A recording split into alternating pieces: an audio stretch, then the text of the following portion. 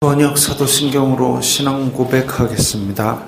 저는 전능하신 아버지 하나님 천지의 창조주를 믿습니다.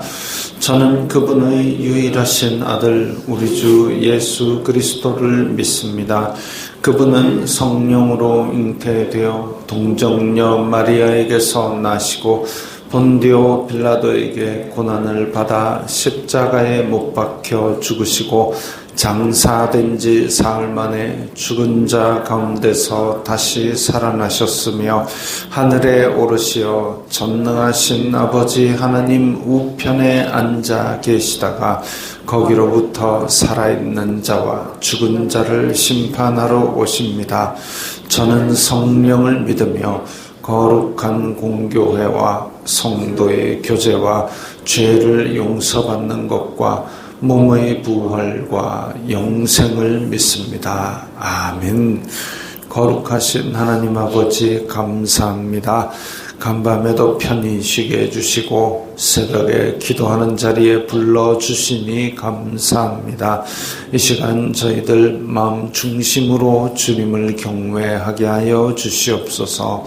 예수님 이름으로 기도드리옵나이다. 아멘. 찬송가 432장입니다.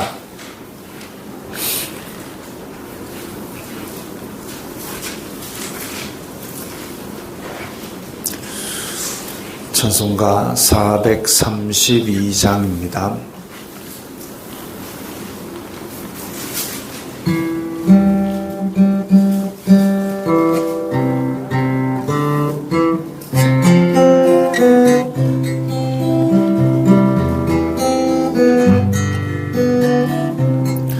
큰 물결이 설레는 어두운 바다 저 등대의 불빛도 희미한데 이 풍랑에 배저 항해하는 이 작은 배 사고는 주님이라 나 두려움없네 두려움없도다 주 예수님 늘 깨어 계시도다 이 흉흉한 바다를 다 지나면 저 소망의 나라에 이르리라 큰 풍랑이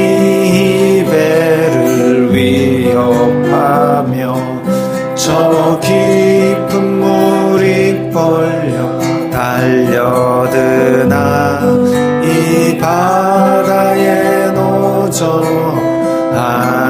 항해하는 이 작은 배 사고는 주님이라 나 두려움없네 두려움없도다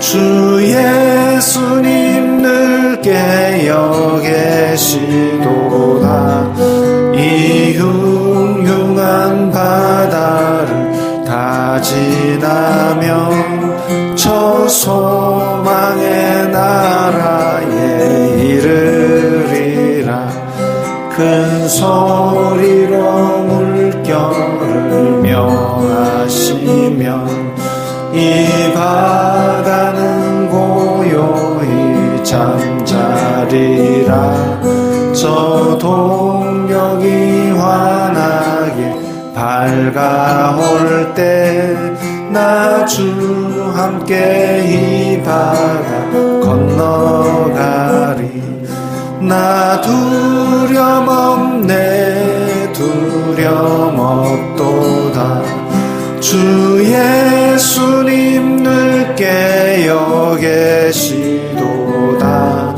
이 흉흉한 바다를 다 지나면 저 소망의 나라에 이르리라.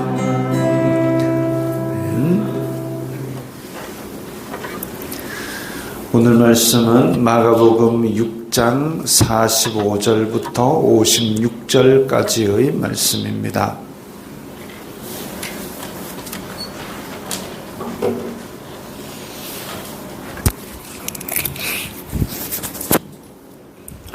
마가복음 6장 45절부터 56절까지의 말씀 함께 읽겠습니다.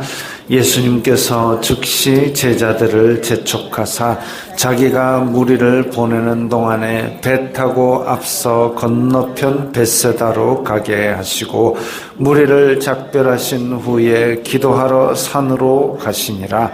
저물매 배는 바다 가운데 있고 예수님께서는 홀로 무태 계시다가 바람이 거스름으로 제자들이 힘겹게 노젓는 것을 보시고 밤 4경쯤에 바다 위로 걸어서 그들에게 오사 지나가려고 하시매 제자들이 그가 바다 위로 걸어오심을 보고 유령인가 하여 소리 지르니 그들이 다 예수님을 보고 놀람이라.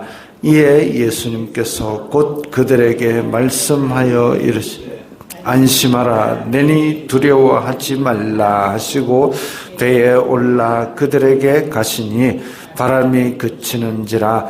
제자들이 마음에 심히 놀라니 이는 그들이 그 떡을 떼시던 일을 깨닫지 못하고 도리어 그 마음이 둔하여졌음이라라.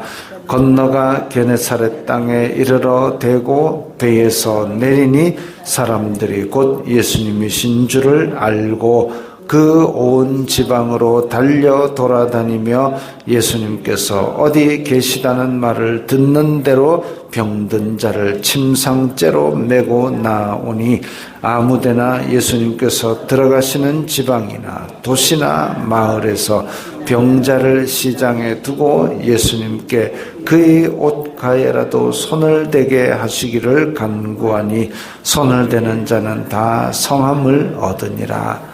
아멘. 예수님께서 제자들을 재촉을 했습니다.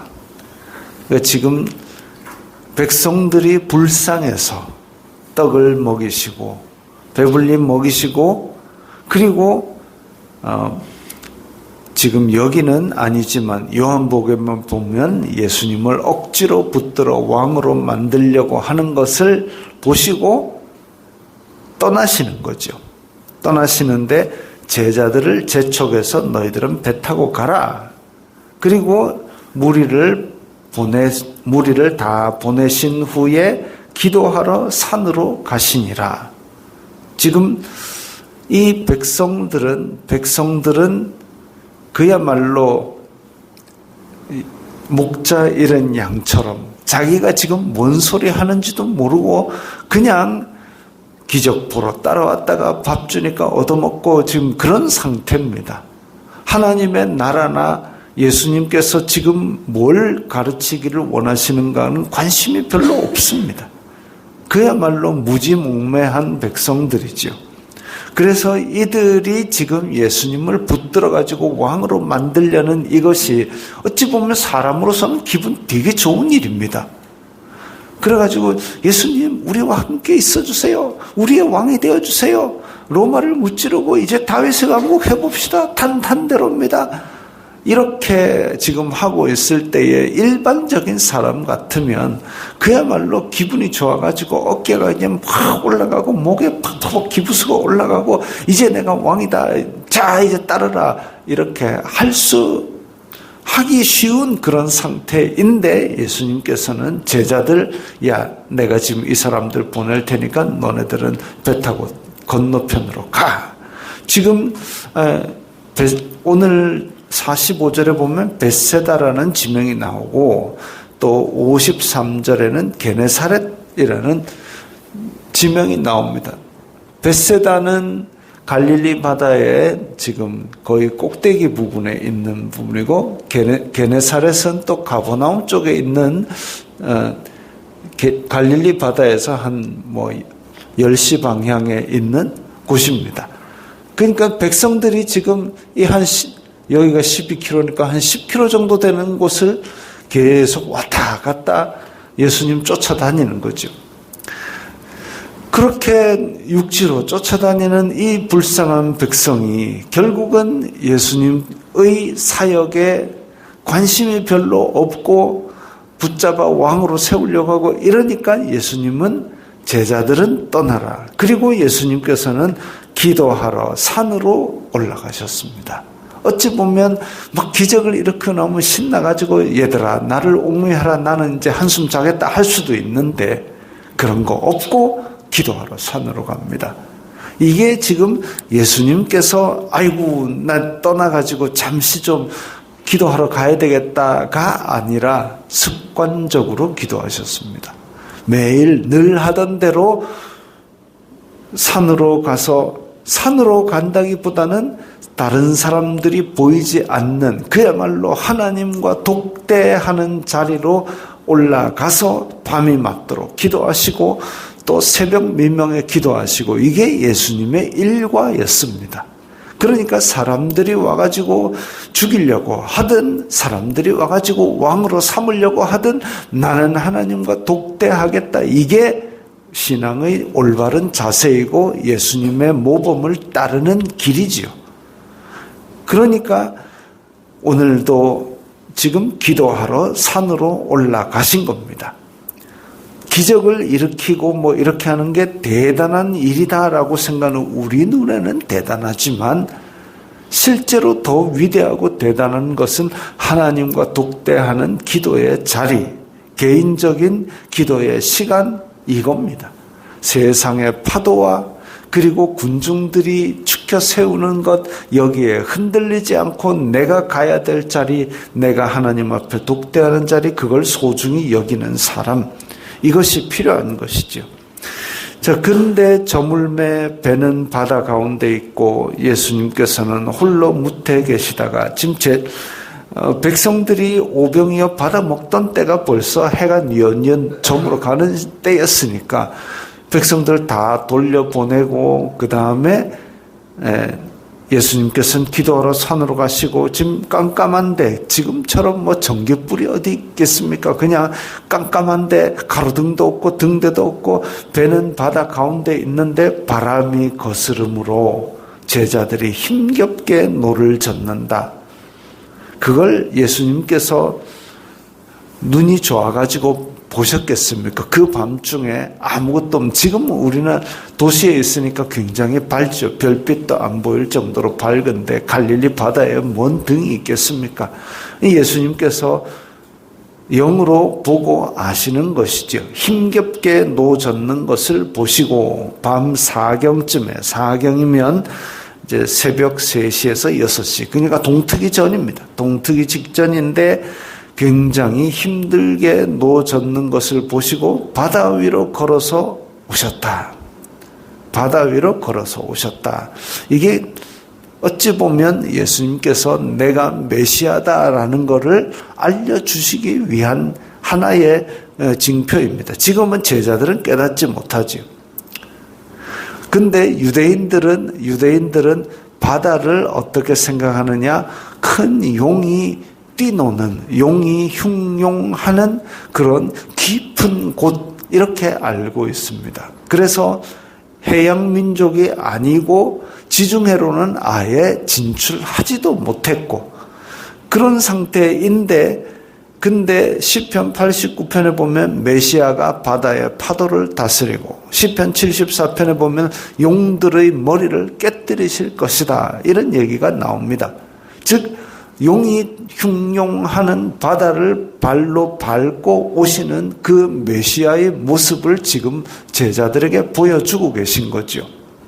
걸어서 그들에게 오사. 제자들은 유령인가 하여 소리를 질렀습니다. 무섭지 않겠습니까? 지금 전혀 꿈에도 예수님께서 바다를 걸어서 오리라고는 전혀 생각도 못하고 있는데 바다 위에 누가 팍팍 걸어오니까 이거는 완전히 제자들은 지금 노젓느라 힘들어 죽겠는데 뭐가 오니까 그야말로 이제 제정신이 아니게 된 거죠. 소리 지르고. 근데 예수님께서 안심하라. 내니 두려워하지 말라. 안심하라. 내니 두려워하지 말라. 하나님의 메시지는 항상 두려워하지 말라, 놀라지 말라 이런 것들입니다. 근데 예수님께서 이렇게 배에 올라 그들에게 가시니 바람이 그치는지라.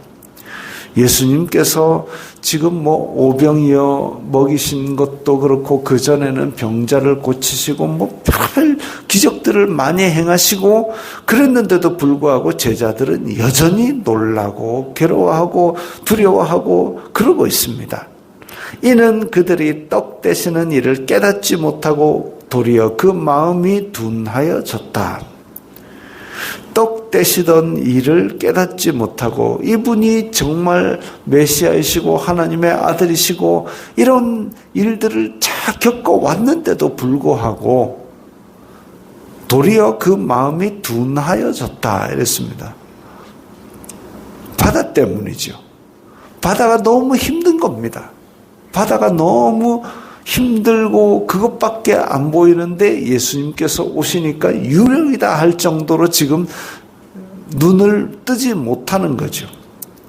이게 어떻게 보면 이 제자들이 무식해서가 아니라 말씀을 우리가 주일날 예배드리고 은혜 받았다 하고 그런 것 같아도, 그리고 성경을 읽으면서 아브라함과 이삭과 야곱과 다윗과 멋있다 하는 것 같아도 막상 우리가 세상 속에 나아가서 세상의 파도, 세상의 바람을 만나게 되면 막상 내 삶에는 내 삶의 폭풍이 따로 있는 겁니다. 그러면 제자들처럼 또 깨닫지 못하고 노젓느라 힘들어 죽겠는데 지금 예수님이 오시면 유령이다 하고 놀랄 수밖에 없는 거죠. 말씀을 듣고 은혜 받는 것 같아도 내 삶에는 내 삶의 폭풍이 있습니다. 다른 사람의 삶을 보고 조언하는 건 쉽죠. 아이고 그 정도 어려우면 믿음으로 이겨내세요, 기도하세요. 이딴 말 진짜 쓸데없는 말입니다. 왜냐하면 나는 한 8 정도의 바람을 이겨낼 수 있다 손치더라도 어떤 사람은 1 정도의 바람에도 요동치면서 흔들릴 수가 있고 어떤 사람은 15라는 바람에도 끄떡없이 달릴 수 있기 때문에, 그래서 남한테 그렇게 아이고 이 정도는, 그거는 오히려 약한 사람의 마음에 더 짐을 지우는 말입니다. 차라리 말없이 그를 도와주든지 그를 위해서 기도하든지 그게 훨씬 더 도움이 되는데, 지금 어쨌든 내가 내 삶의 풍랑을 만나게 되면 힘들게 노져가기도 버겁습니다. 그러다 보면 예수님을 깨닫는 그 마음도 둔하여지고 믿음 없는 사람처럼 그렇게 힘들어할 수도 있습니다. 그럴 때에 안심하라, 내니 두려워하지 말라 하는 예수님의 음성을 들을 수 있도록 우리가 그들을 위해서 기도해야 될 것이고, 내가 만약에 예수님이 계시다면 어째 이래 나에게 힘든 일이 닥쳤습니까? 라고 그렇게 시험 들 때에, 힘들 때에 이게 바로 내 삶의 폭풍이구나 라고 생각을 하고 다시 믿음을 찾기 위해서 말씀 앞에 서야 됩니다. 엎드려야 됩니다. 예수님도 기도하러 산으로 올라가셨는데 내가 하나님과 독대하는 시간이 없고 내가 말씀 앞에 엎드리는 시간이 없이 어떻게 이 폭풍을 견뎌내겠습니까? 그래서 내 삶의 폭풍이 있을 때에 어쨌든 말씀 앞에, 기도 앞에 엎드리는 그런 시간이 필요할 겁니다. 그 마음이 둔하여지지 않도록. 건너가 게네사렛 땅에 이르러 대고 배에서 내리니 사람들이 또 잔뜩 몰려왔습니다. 병든 자를 침상째로 메고 나오니, 참 안타까운 일이지만 이 사람들도 어찌 보면 믿음이죠. 예수님께서 손만 닿아도 나을 수 있다라는 그 믿음을 가지고 지금 메고 나온 겁니다. 어찌 보면 이 제자들 입장에서 보면, 야, 저 사람들이 또 몰려드네. 예수님이 힘들고 번거롭게 또 몰려드네. 저 백성들은 갈수록 내 필요, 내 요구, 내 힘든 것 이것 좀 해결해 주세요. 마치 예수님을 도깨비 방망이로 생각하고 그렇게 막 쫓아오는 것이 아주 더 거세지는 거죠.